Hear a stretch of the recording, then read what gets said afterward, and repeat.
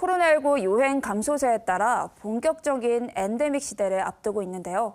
최근 전 세계로 퍼지는 원숭이 두창으로 또다시 새로운 불안과 공포가 퍼지는 듯합니다. 원숭이 두창은 6월 10일 기준 유럽과 미국을 비롯해 32개국 1,400명 이상의 확진자를 기록하고 있는데요. 이 때문에 각 나라의 보건당국에서는 경계태세를 높이고 있습니다. 오늘 키워드 이슈에서는 원숭이 두창에 대해 자세히 전해드립니다.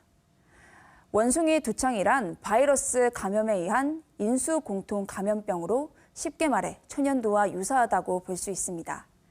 1958년 덴마크에서 사육되던 원숭이에게서 처음 발병된 병으로 천연두와 유사한 증상이 발현돼 이름이 붙여졌는데요.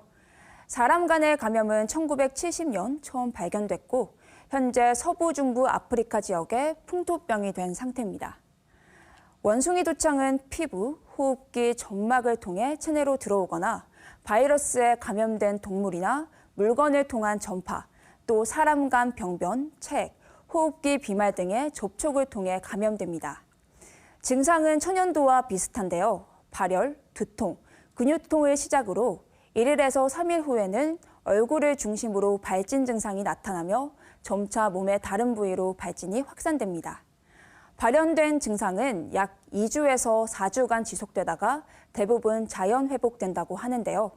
치명률은 3.6%로 과거 30%의 치명률을 보인 천연두에 비해 상당히 낮은 수준이죠.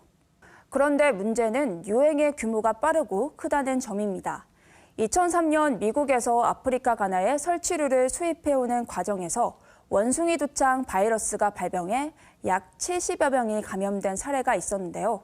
그 이후로는 대규모 감염 사례가 없다가 올 5월 6일 첫 환자 발생으로부터 한 달도 안 되는 시간 동안 600명이 넘는 확진자가 나왔기 때문입니다.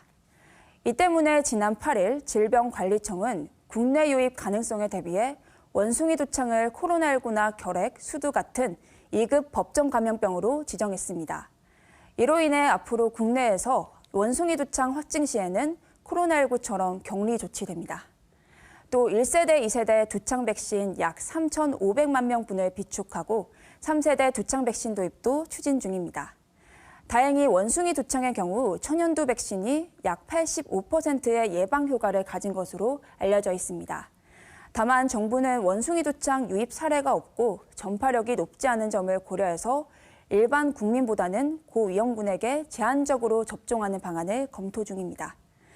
그러나 원숭이 두창의 전파력이 낮다고 알려진 것과는 달리 공기 전파 가능성이 대두되고 있어 우려가 나오고 있습니다.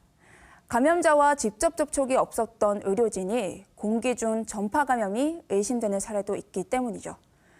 WHO는 원숭이 두창 공기 전파에 대해서는 확신이 없다는 입장이지만 주된 전파 경로는 밀접 접촉이라는 것을 다시 한번 강조했습니다.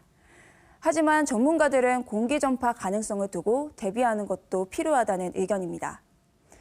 코로나19라는 긴 터널 끝에서 또다시 마주친 새로운 감염병이 우리를 또 혼란스럽게 하고 있는데요. 원숭이 두창 역시 예방을 위해서는 철저한 개인 방역이 필요하다고 합니다. 조금 느슨해진 개인 방역을 한 번 더 점검하는 시간도 필요해 보입니다. 지금까지 키워드 이슈였습니다.